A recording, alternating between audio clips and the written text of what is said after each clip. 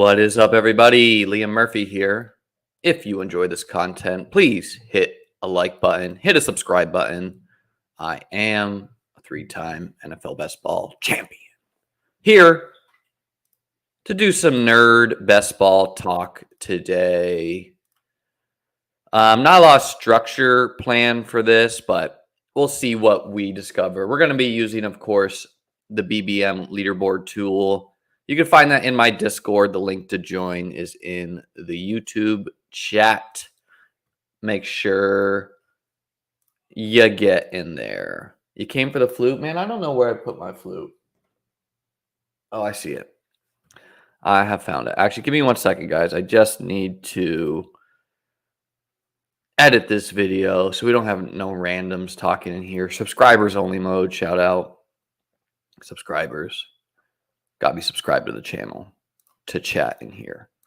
So, going to be talking a little bit of advance rates. Going to be talking players I'd be excited about for the fantasy playoffs. I'm going to make like a short form video on that too. / if you are a managed league bro, these would be players to trade for.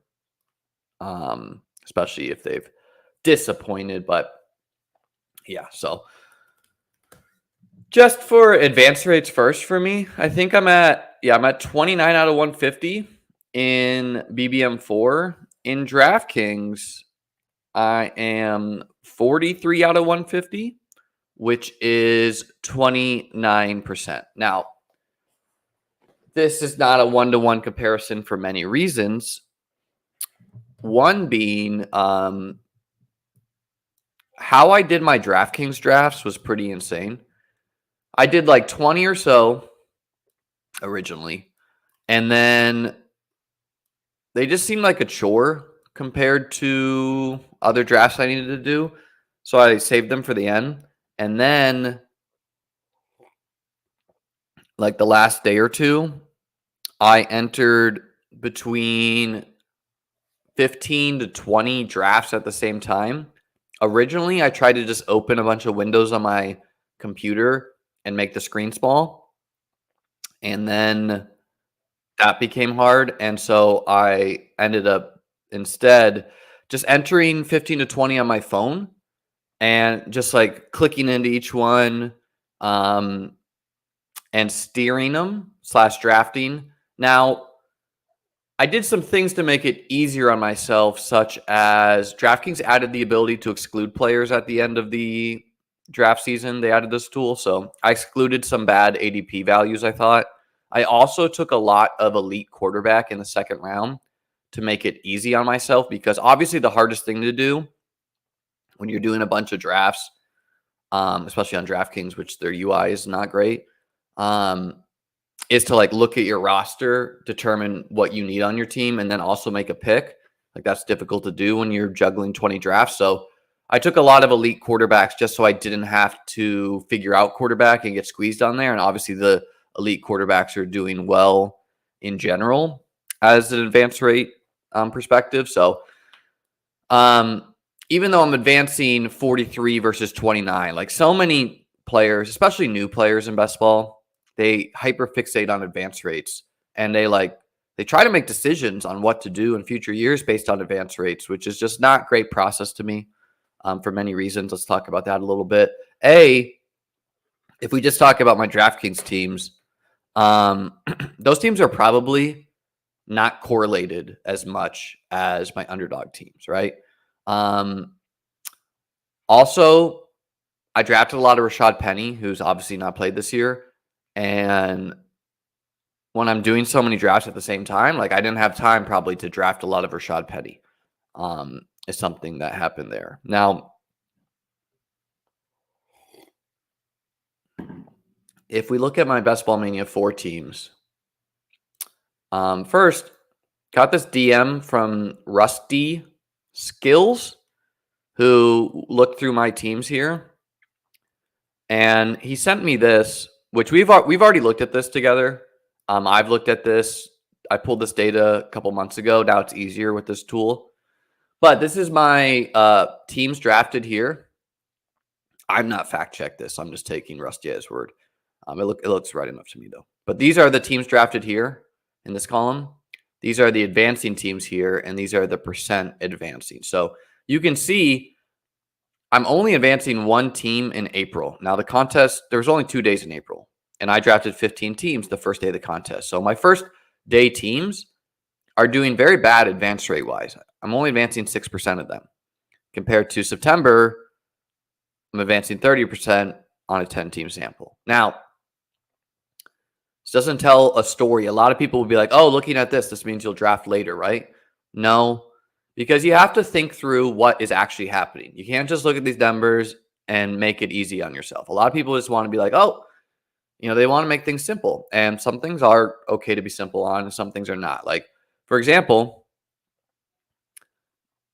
my late teams, I drafted a lot of Kyron Williams, who's obviously an advanced rate plus right now.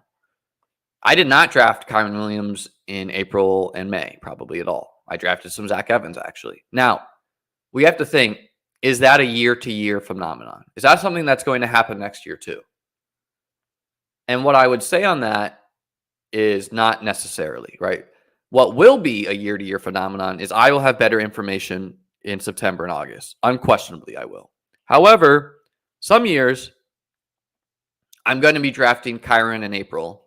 And it's most years in fantasy, Kyron Williams will not exist at all, right? We're not going to get this guy who's RB3 who was only drafted 30% of the time, right? Like when he was healthy, he was smashing. So you have to think through like just the fact that there are all these late round smashes is unique to this year a little bit.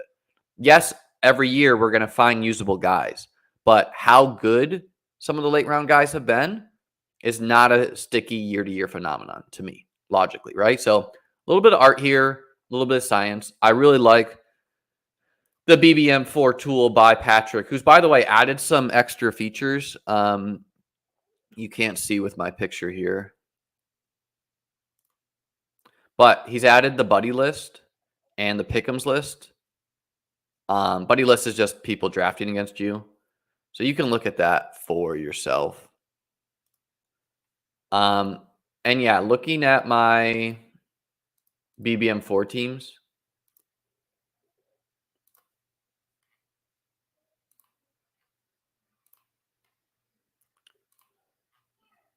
if we just look at my advancing ones, I numbered them, right? So you could see.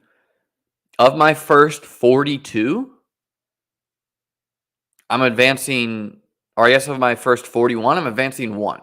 So 1 out of 41 is a 2% advance rate. That also means I'm advancing 28 out of 150 minus 42. I'm advancing at like a 26% advance rate the rest of the way. So now, I didn't pull all this data this week, but I can just kind of tell you from looking at the past weeks, the score to advance is also lower. So like, let's just look at some of my teams I drafted and be like, okay, what was happening? Now, I was wilding out a little bit on the first day. This is the first day of the contest. I'm trying to win $3 million. So I'm straight up not trying to advance. And if you're new to my content, historically, I've been like an average advance rate guy. I'm not trying to advance. I'm trying to win the contest. It's arguable what you can do for that. But like, look, my first team, let's see here. Almost no shot to advance. Why? Well, its quarterbacks were Daniel Jones and Aaron Rodgers. Okay, so I haven't had a quarterback multiple weeks here. Could I have tacked on a third quarterback? Maybe. But most years, you're probably going to get by with 2 mid-round quarterbacks. The running back targets on this one, Connor, hurt. Penny didn't play. Achane, smash. Warren, been fine. Singletary, whatever, near 0. Tank Bigsby, essentially a 0. Evan Hull, IR, out for the year. The wide receiver combos is definitely unique. So this is a unique team. It got Garrett Wilson and Amon-Ra. It got Calvin Ridley in the third, which even though he's been disappointing, was hard to pair with these guys. It got Lockett. It got Gabe Davis cheap, who got more expensive. So it does have a unique combo of wideouts if it had advanced. And it has Hawk and Waller. And obviously Waller's disappointed. So, okay, we just didn't land on some targets there. This team is like 100 points out from advancing. And why is mostly the running back room. Rashad Penny, a 0. Elijah Mitchell, a 0 so far. Chase Brown, 0 and on IR. Aaron Jones, disappointment. Jerome Ford's a hit. Warren is whatever. At wideout, it's strong. Honestly, really strong at tight end too. But Kincaid and McBride just became like targets. So unlikely to advance. Running back is the problem. Now, I think if you want to, for early teams, if you want to just advance, the best thing to do is probably to build hyper-fragile teams, meaning running back, running back, running back, running back, and then just take all the wideouts. However, occasionally you're going to, if you're trying to build a team to win the contest, and I knew that going in, right? I knew that from past years.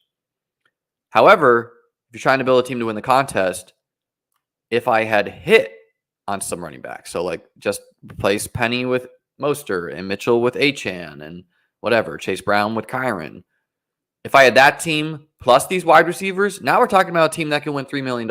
And you have to realize how big underdogs BBM4 is, how top heavy it is.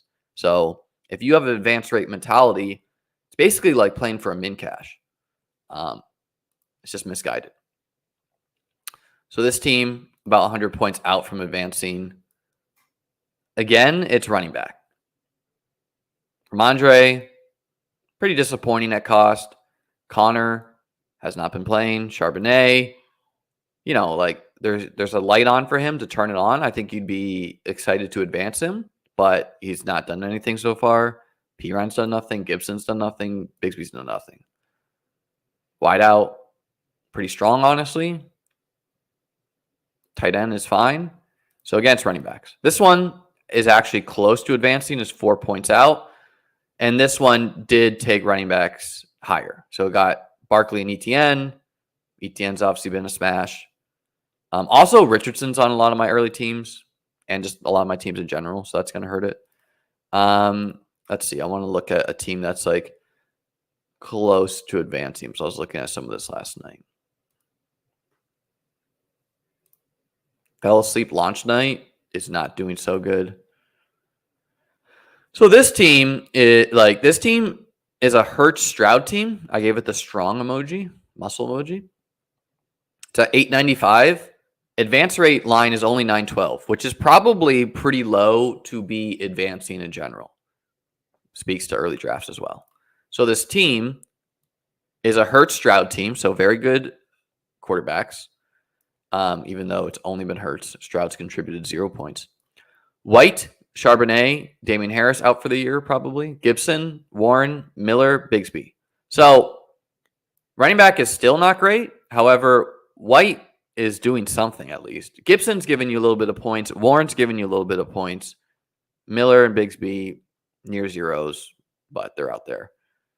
Wide out, A.J. Brown, Metcalf, Kirk, Pittman, Jameson Williams, Mechie, Tank Dell.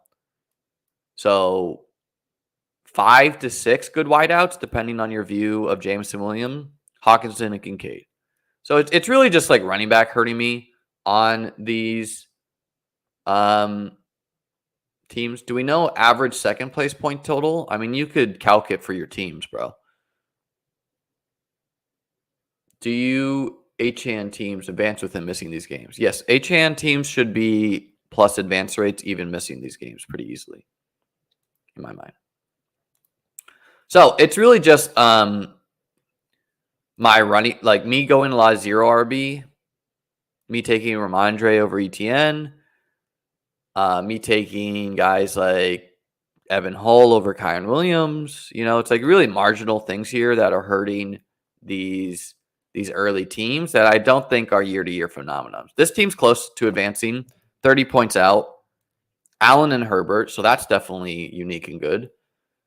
Dylan, Pirine, Gibson, Warren, Singletary, Tank, Ford. So Almost all these running backs have been blah. Ford, looking like a late round smash. Bigsby is looking like a 0. Singletary, he'll give you some points. Warren will give you some points. Gibson some points. P. Ryan some points. Dylan some points. So enough guys at least seeing the field that it's working enough at running back. But, I got my RB1 was 8 points. My RB2 was 7 points. Wide receiver, though, I'm killing it. Gabe, Lockett, Godwin, Diggs, Mike Williams out.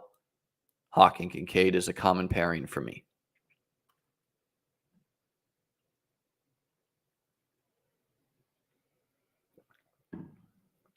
No, Daniel. We don't know that. I've calculated it for my teams in the past, and I can just tell you the score to advance was higher over time. Obviously, that's when Puka and Kyron was drafted too. So it's this really like binary inputs. Binary mean like yes or no. So like, was Kyron and Puka drafted? Yes, your average score to advance is going to be higher in that league. If so, was Tyquan Thornton drafted towards the late in season? No. So like, yes, these are byproducts of information sometimes. But, let's look at my team that's advancing from the early teams. Does this team have a shot of winning $3 million? So this team was drafted on April 30th. It's got Deshaun Watson and Jared Goff. So Watson, we don't love. I didn't draft a lot of him, mostly because I didn't support him. And then Goff.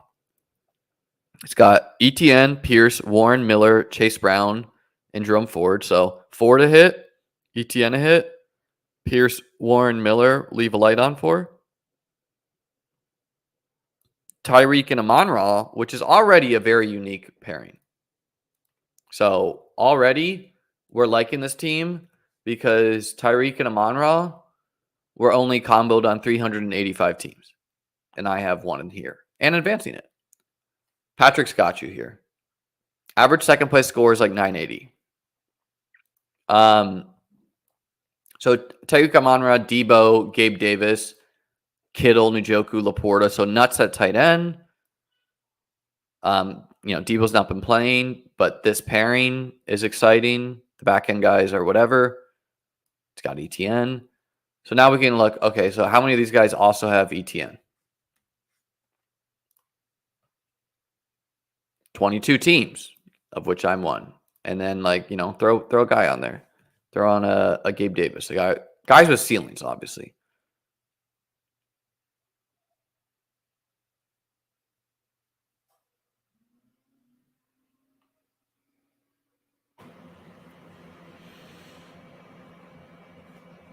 Tim, bro. Do not ask me these types of questions. Let's ask more nuanced questions. Do you think I have a shot at winning it all? And then you list your whole team. Brother, of course, man. Of course you have a shot at winning it all. We all have a shot. If you make a team to the playoffs, you have a shot. In general, you want your team fully healthy, if possible. 1 or 2 zeros.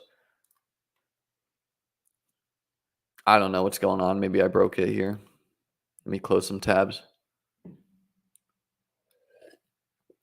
Goff stack with DPJ. Thanks for pointing that out, Cal. That's funny. Yeah, I guess. I mean, I still think DPJ is most likely Marvin Jones insurance, but hey, could he plop up a spike week? Sure.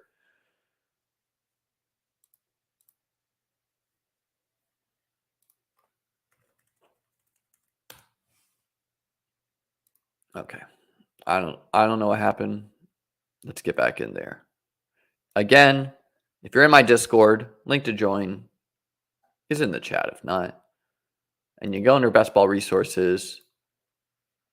This is the one we've been looking at. So I don't really need to throw on Gabe Davis for us to illustrate the picture that this is a unique team.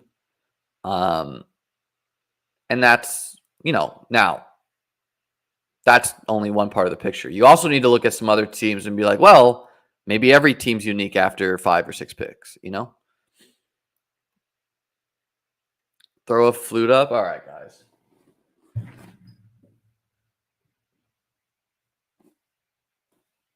I'm going golfing with Justin Herzig today. we got invited to golf, and I don't golf, so getting some practice links out there.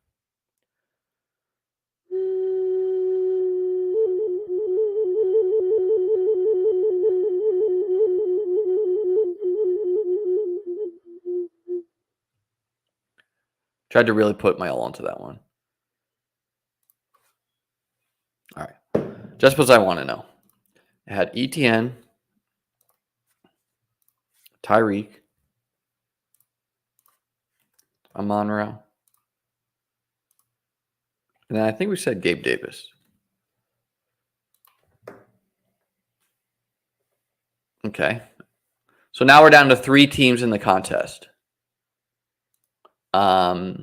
Let's throw on Depot too.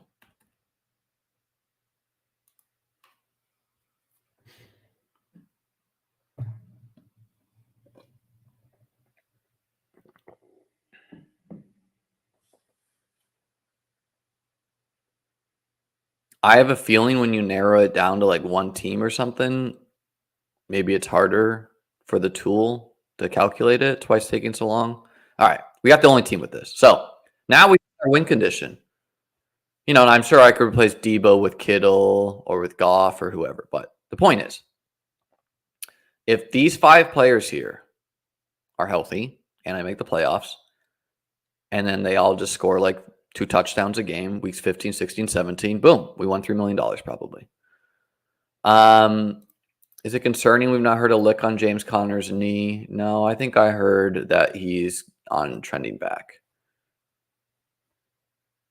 So that's one of my early teams. Now, we have to keep in mind, what is the difference between April 30th and May 18th? Almost none. And I'm advancing a decent clip of my May teams. So let's look at those teams. This team is a Herbert Goff team. It's got Ramondre Montgomery, Charbonnet, Harris, Algier, Zamir White, Chase Smith, Mike Williams, Tony, Gabe Davis, Nico, Marvin Jones, Laporta, Everett, Jelani Wood. So this team's honestly whatever. It's not a great team. This is my first after the schedule was released, which any team before May 11th did not have information of what the schedule was. So this team is down to Tua only at quarterback. That's fine. It's got Ken Walker, Pierce, Achane, Bigsby, Spears, Chuba Hubbard, Gus Edwards. So awesome running back room. Pierce is a disappointment. Achane's going to come back. Bigsby is a near zero. Spears is getting out there at least. Chuba is looking like a hit, and Gus Edwards is a solid hit. AJ Brown, Waddle, Watson, QJ, Zay Jones, Nico. So pretty strong wideout room. Mark Andrews and Kincaid, nutted tight end room. So seems pretty awesome. And Ken Walker, obviously a big piece I was missing there. So let's look at some combos. It's got Walker. It's got AJ Brown. I hate these damn like periods and asterisks and shit. It's got Waddle. It's got Andrews.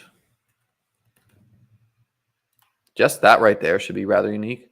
53 teams. We'll throw Christian Watson in there. I don't feel great about it, but he's out there. I have a lot of Christian Watson. It's been not great. Maybe it gets better. How much Kamara do you have? Almost none. Which is, and it's okay, guys, to be south on a league winner. The ultimate question is, did you want 53 teams? Did you want to have Josh Jacobs on your teams last year?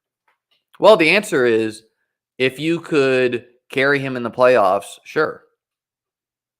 AKA, if he was just an advance rate piece for you, sure. Yes, you did, because he was a plus advance rate. So if we throw this in, unique combo, May team, let's look at one of my late August teams to see, is this team unique? But if we're getting super unique teams in August too, but yeah, like, did you want to have Josh Jacobs on your teams last year? If you could have advanced without him, the answer is no, because he didn't do anything in the playoffs. If you couldn't advance without him and then you could carry him and still go win $2 million, yes. So it's a complicated science. So this team has Josh Allen. It's got Diggs.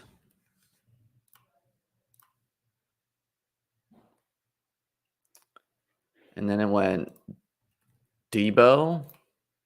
And unfortunately, Christian Watson. But he's going to come back and smash.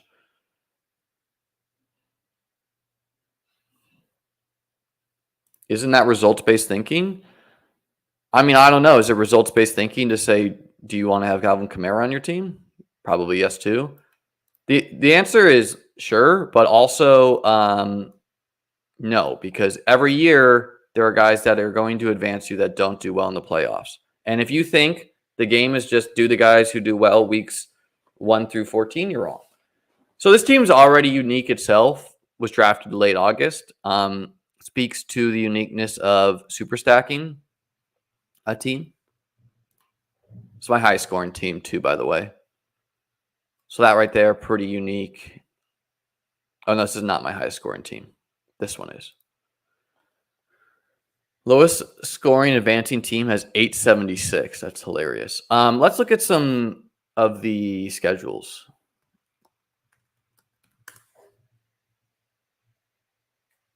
We're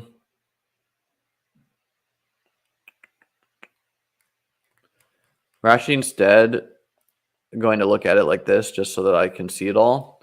I was lazy on this. I didn't include home or away, but whatever. So let's first off talk about the players doing good, and then what's their playoff schedule looking like, and also the players doing bad. Justin also, I've pulled this before, but Justin did the legwork this week. So before we do that, I want to look at some things. Oh, nice. He pulled this for all the guys. So I didn't know he just did this. Yellow equals highest advance rate for the round. Red equals lowest advance rate for the round. And then he's got the players and the advance rates. I don't know if I agree with his takeaways, because I think you can survive some bad first round picks with how much the late round guys smashed. But still, let's talk about this before we do what I was going to do. Ooh, that is not focused at all. Let's try it like this. Okay. So we got Justin Jefferson at 12% and Jamar Chase at 13%. So basically a tie between these two, speaking to the positive correlation of the Vikings pieces and the negative correlation of the Bengals pieces. CMC is at 40% advance rate and Tyreek Hill is at 40%. So that right there.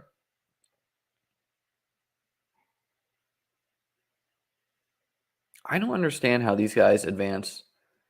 If 40% has him, because two teams advance, obviously.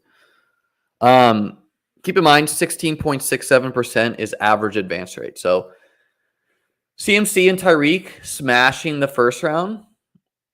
The other guys, Austin Eckler, worst pick in the first round. I full faded Kelsey and Eckler this year, by the way. Diggs was my 106. AJ Brown, usually my 107. Bijan, my 108. Which Diggs and AJ Brown are smashing. CeeDee Lamb, a little bit back from the dead after his performance. Amon-Ra, speaking to his, Amon-Ra advance rate in PPR is probably higher. Just not as many touchdowns. We kind of know that. I'm kind of shocked. Tony Pollard's advance rate is 17%. He's not been a great pick. It just probably speaks to his correlation with A.J. Brown and Diggs more than anything. Cup down to 6%. You have to wonder when they were drafted, though. Adams is sitting at 13%. Waddle 17, Olave 16, Henry 24, Mahomes 16, Hurts 28, Allen 29. I'm not going to read them all off. Let's just skip through here. Say any notable. We'll just say the best and worst picks by round. So the best pick in the third, Josh Allen, 30%. Amari Cooper, the worst at 9%. ETN is a 36% advance rate guy. And you have to keep in mind the ETN teams are mostly fighting the CMC and Tyreek teams because they correlate more with this part of the draft, even though you could get ETN late. Watson down at 8.7%. Najee Harris doing a little bit better, 8.9%. Mike Williams is at 13%. Hasn't played a game in a while. Joe Burrow at 9%. I don't agree with whatever Justin's ADP is here with having Ayuk in the fourth. He was more of a fifth round pick, but I'm sure he did this from a data centric point of view. So who can fault it? I'm curious what Hopkins' advance rate was before his 3 touchdown game. Ken Walker, best pick in the fifth, 25%. Hawkinson, also 23%. JT, 10%. Kirk, 20%.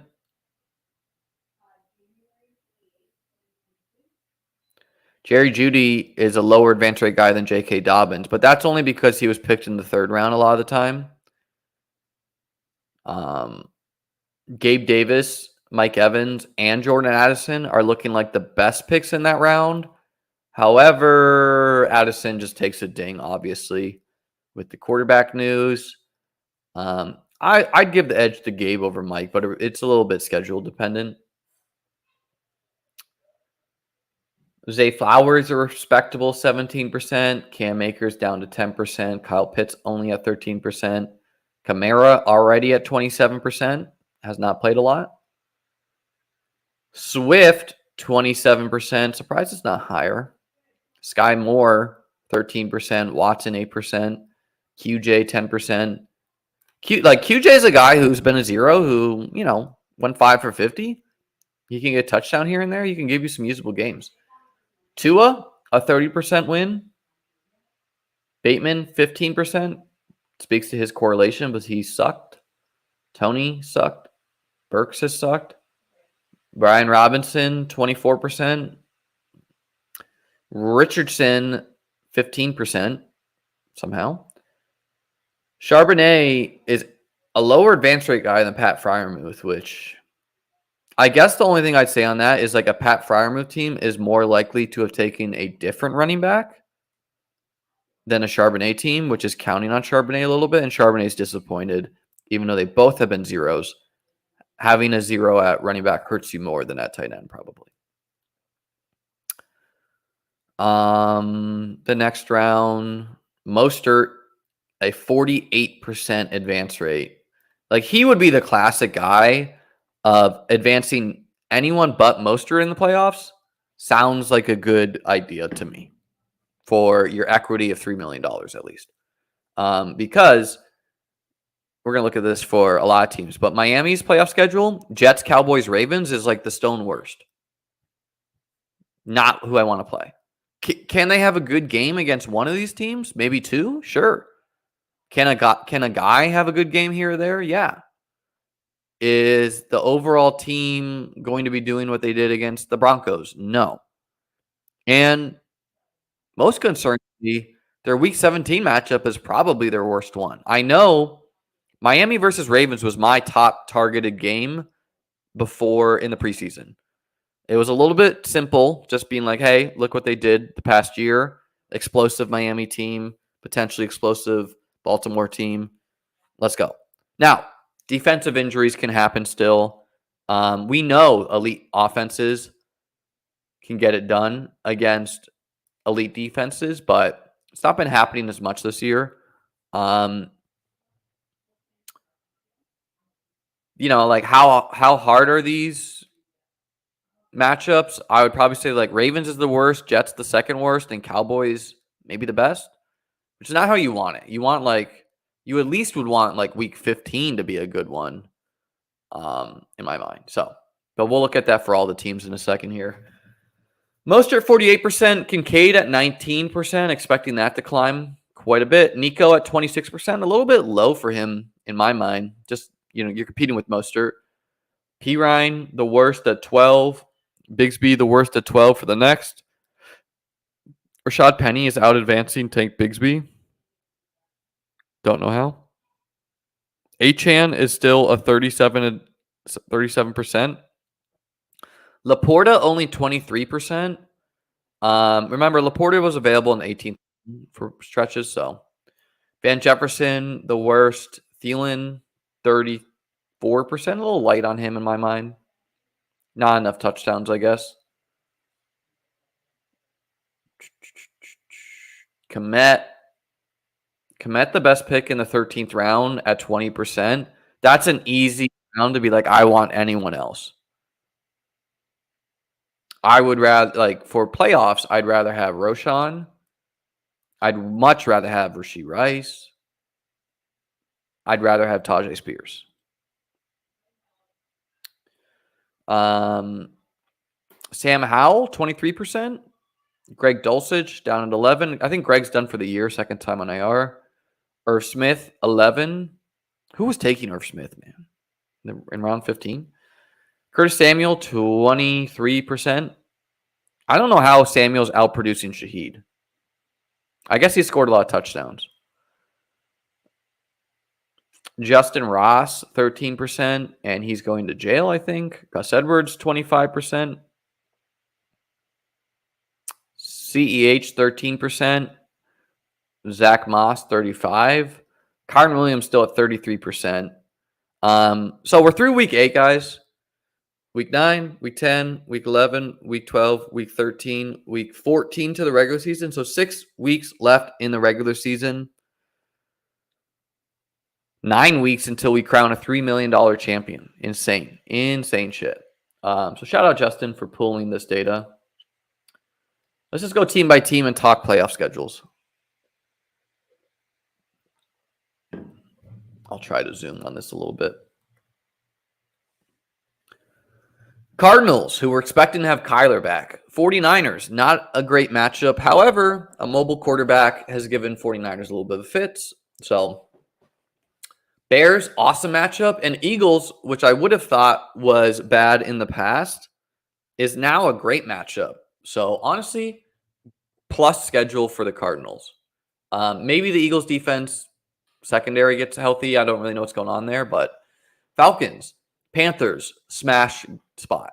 Colts, pretty smash spot. Bears, pretty smash spot. So Bijan is drawn live to be a low advance rate guy who gets it done for you in the playoffs. Ravens, Jaguars. Good defense, honestly, by the Jags, but this could be a shootout game. We've also seen the Ravens against other good teams like the Lions just be in total control and front run them. 49ers, a negative matchup, but again, mobile quarterbacks does give the 49ers fits sometime. And then the Dolphins, which is a great matchup for the Ravens. So Dolphins pieces, Lamar Andrews, Zay, Gus Bus maybe. Great pieces to get to the finals. Bills, Cowboys. A good defense by the Cowboys, but Josh Allen is just a little bit more you can't really take away Josh Allen. Unlike Miami, which Miami's smashing, but we've seen them disappoint against Buffalo and crew teams that schemed well. So I'm not worried about the Cowboys for the Bills. It's got to be bad for someone. Maybe it's bad for James Cook. Maybe it's bad for maybe only one of the pieces gets home, or maybe one of the maybe Diggs doesn't get there, but a Kincaid or Davis game. We just rarely see the Bills shut out, though. Chargers, a great matchup. And then the Patriots is also a great matchup. Their defense is decimated. Josh was not that healthy in that game, and he just missed Diggs on Diggs should have had 200 yards and 3 touchdowns in that game. So could this game be played in a blizzard, though? Yeah, that could happen. Panthers. I don't think the Panthers are good enough to care about, but we'll talk about it anyways. Bryce Young looked a little bit better off the bye, so not impossible he turns around. Falcons, though, is a negative matchup. Their defense is good. Packers is maybe a good matchup because the team just like sold one of their corners. It seems like they're rebuilding. However, I don't really see that being like a shootout game. And then Jaguars is a good defense. So just like a bad schedule for the Panthers, who are a bad team. Bengals, Vikings. They blitz a lot, but it's a good matchup. Jamar Chase, good spot. Steelers is a blow-up spot for Chase, maybe even T. Higgins. Not a believer in Mixon, so really nice matchup. And then the Chiefs defense is actually really good right now. So assuming they're healthy, they play a lot of press man. That does not scream T. Higgins to me. You're going to need Chase and Burrow to be awesome, which, I mean, honestly, they just got done against the 49ers, so Chiefs might be good, but I'm not too worried about it. The Bears are probably not good enough to care about, but I guess there's some hope for Fields. Browns, bad matchup. Cardinals, great matchup. Falcons, tough D for the Browns. It's like, I think you mostly care about Jerome Ford, really depending on the health of the running backs there. Puma. Bears, great matchup. Texans, bad run D. Jets is like a good spot for David Njoku, but not a defense you want to be playing. Cowboys play the Bills, which is a really good spot for Tony Pollard, who the Bills just play like zone cover 2 a lot, and that allows running backs to get a lot of check down. So I can see Tony Pollard getting a lot of garbage time. The Bills' corners are probably not good enough for CeeDee Lamb, so if the Cowboys can pass, it's possible. Dolphins is a smash matchup for all Cowboys pieces. And then Lions, the Lions have a good D, but the Cowboys are playing at home and in the dome, so you're going to get a dome game. And even though the Lions are a good D, they're probably not a elite D. We just saw what Lamar did to them. So I could see Tony Pollard getting there in the dome, assuming he's like fine. Broncos, probably not good enough to care about, but Lions probably gives them enough fits that's negative. Patriots, I don't know. Like maybe Bill Belichick cares enough to try to coach hard against Sean Payton. Like this is a good schedule for the Broncos if the Broncos can be competent. The Lions, they get the Broncos. Smash. Even though the Broncos D's been better, the Lions, this is a smash spot for Lions pieces. Vikings seems like another pretty smash spot for the Lions pieces. Maybe it would be like a negative spot for David Montgomery because the Vikings blitz a lot, right? So it's kind of hard to just like run up the middle against the blitz. But check downs to Laporta, Gibbs, Amon-Ra all seem in play.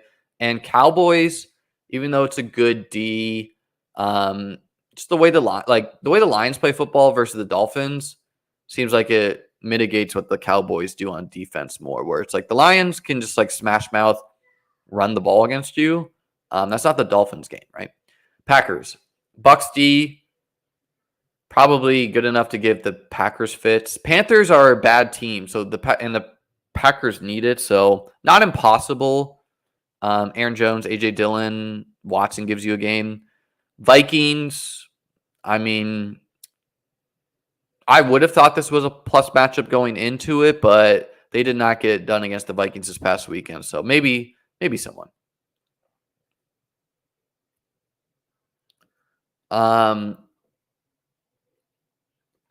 Texans. They get the Titans twice. So these are awesome spots for the Cowboys passing pieces. The Cowboys coaches need to stop being pussies and letting Stroud throw the ball. They like lead the league in first round run rate, which is not good. But a Titans bad secondary who also like fire sailed some players could definitely Stroud, Nico, Dell pieces get there. Yes, Schultz. Browns D, terrible matchup. So good week 15, bad 16, good week 17. Colts, Steelers D, who's not great, but so like plus matchup for the run game mainly. So Moss and Taylor, a good matchup. Falcons D is not a good defense to play. They're a decent defense. And then Raiders is a smash spot for, again, the run game. So JT and Moss could definitely go off in the playoffs. And I don't have a lot of either of them, so not great. Chiefs. Patriots, not a good D. Chiefs could definitely go nuke there. Raiders, not a good D. Bengals, a respectable D, and more importantly, an offense that's good enough to like control the ball. So some Chiefs pieces could definitely get there week 15, week 16. In week 17, they're going to score points, but I don't think the Bengals D is like a huge plus, but this game could shoot out.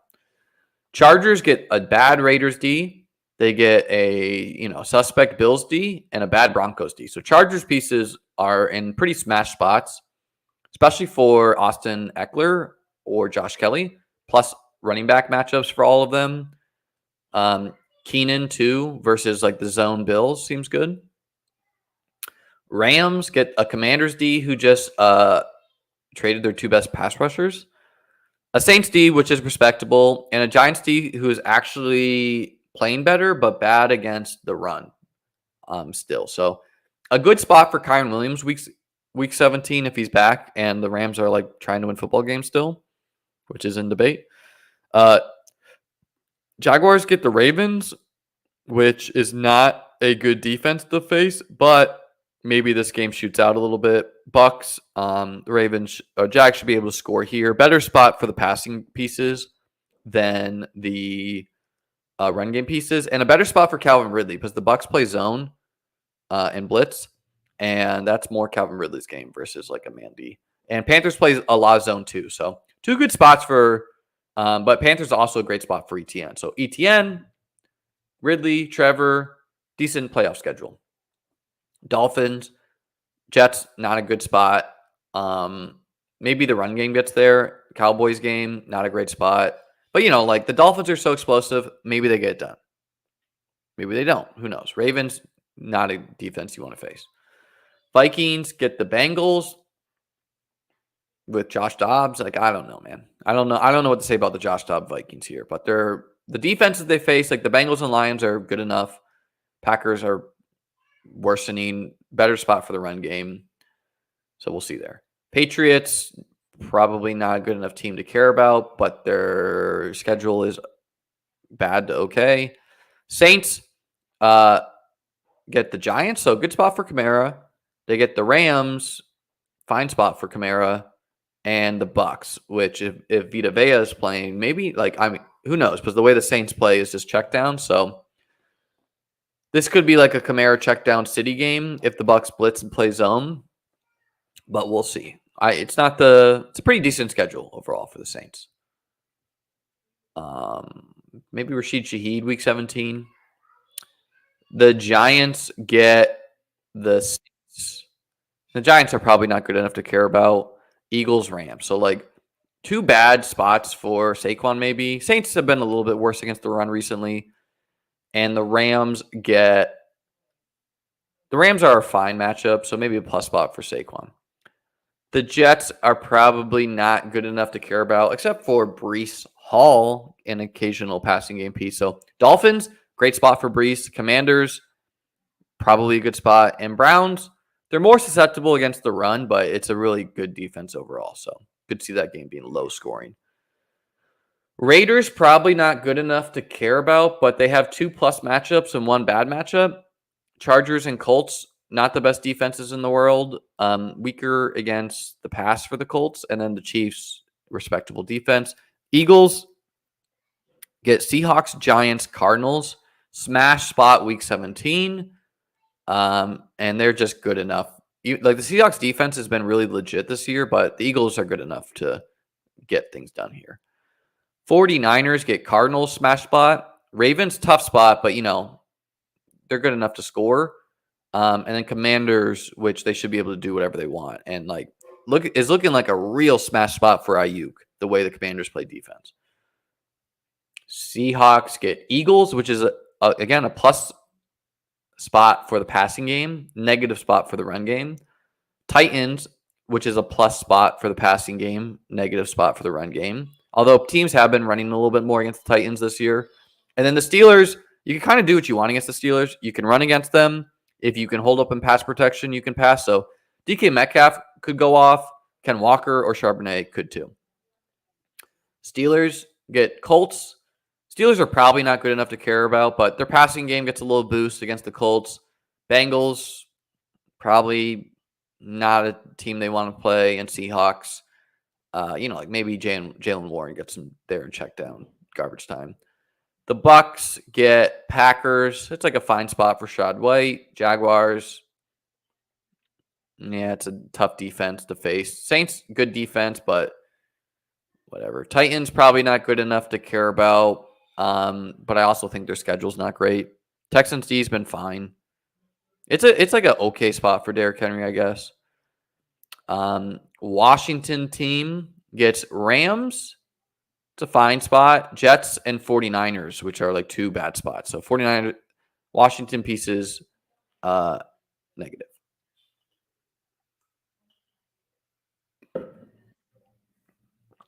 So, team, we talked about a lot today. We talked some philosophies. We looked at some playoff schedules. Looked at some advanced rate stuff. Herzig's going to come on tomorrow. We're going to talk about our small side bet we have on BBM4. I'm going to go golf with him today too. So hope you guys have a great day. I'll see you tomorrow. Hit the like, hit the subscribe, and join the Discord. Peace.